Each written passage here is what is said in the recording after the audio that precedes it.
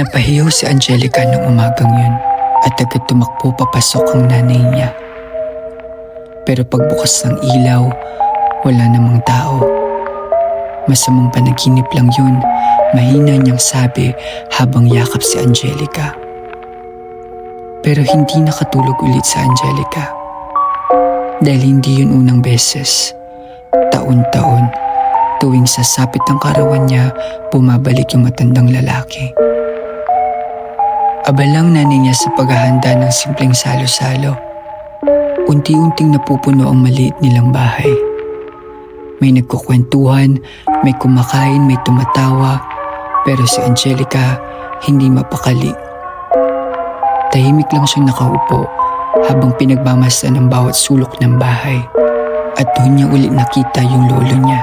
Hindi niya maintindihan kung bakit siya lang nakakakita rito. Hanggang sa may naalala siya. Sobrang mahal na mahal siya ng lolo niya. Tuwing kaarawan niya, lagi siyang binubuhat nito. Binibilhan ng lobo, kinakantahan habang kandong siya at hindi nawawala sa tabi niya. Pero isang taon, bigla itong namatay. Simula nun, taon-taon na itong bumabalik. Dahil nung nabubuhay pa ang lolo niya, may ipinangako ito kay Angelica. Hindi siya mawawala sa lahat ng birthday niya.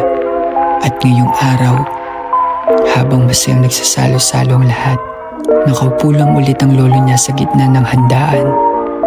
Tahimik, nakangiti, at marahang kinakantahan si Angelica.